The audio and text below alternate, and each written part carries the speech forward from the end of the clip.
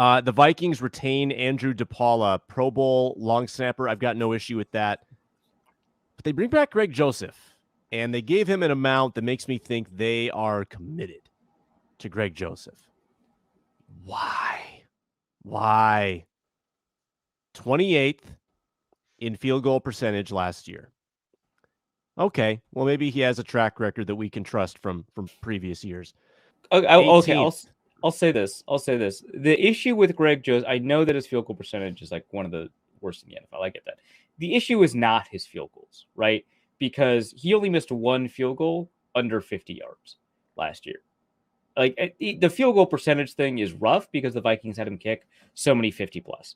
So I don't know, but the extra points thing is really bothersome. I will say that. 87% extra points, 90% last year. Just seems like it's an issue.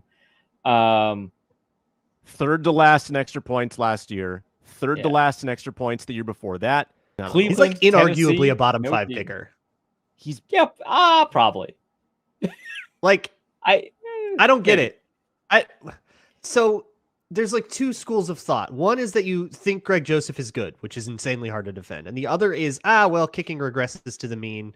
And, we believe that he'll like turn it around or that you're projecting some kind of improvement. But if you believe that kicking just like regresses, why are you why not just grab a random college kicker after the draft? If you believe that it's just like, kicker, it doesn't matter who your kicker is. It's just kind of what, I really struggle to see the logic. Quite a fair characterization here. I will say that I generally agree with your point because people mischaracterize what regression to the mean is. They assume it means regression to NFL average. And for kicking, that is closer to true than it is for other elements of football. That's fair.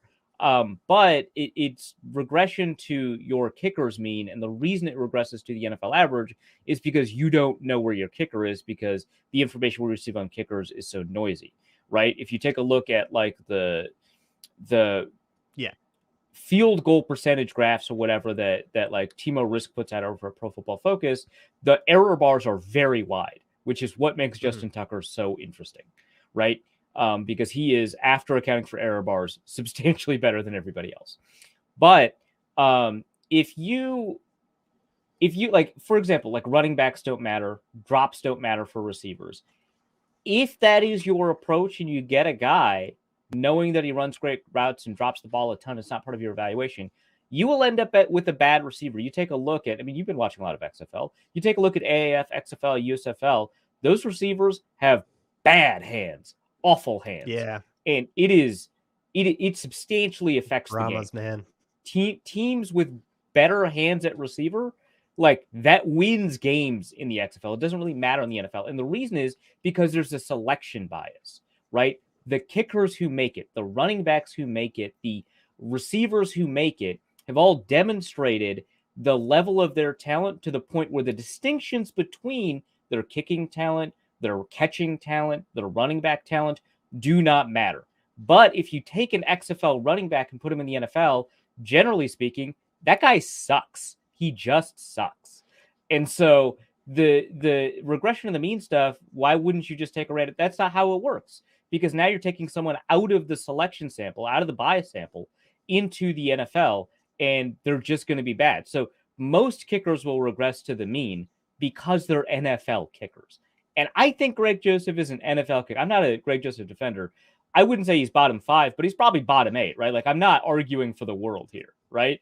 But, who cares about that difference, right? Yeah, exactly. But I don't think that means you can just grab a guy off the street. I don't think you can with Taylor Bertolette in the league. I think you could grab Taylor Bertolette and get more, or the same. Well, so I don't know the college kicking class, and I will not learn it. I will refuse to do that. But I'll take somebody on their word. There's usually a couple guys that come out after the draft that are worth taking a shot, and I hope that the Vikings give Greg Joseph some competition. If they're just bringing him back and he's got to beat another guy out, I kind of feel like that solves for itself a little bit. And it's like, all right, if he can go beat a college rookie. Does his contract allow him to lose a competition? I thought they guaranteed like $2.5 million. Oh, they did? rough. I thought they didn't. Ooh, that's rough.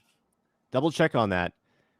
Greg Joseph's field goal percentage for his career would rank about 20th in the NFL each of the last 3 years. His extra point percentage for his career would rank bottom 5. I told you, it's not the field goals. It's not the field goals that bothers me. It's the extra. 1.2 million is guaranteed. So yeah, they're just going with the guy, huh? Seems that way. Yeah.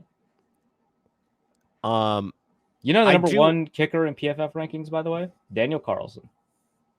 Don't even remind us that.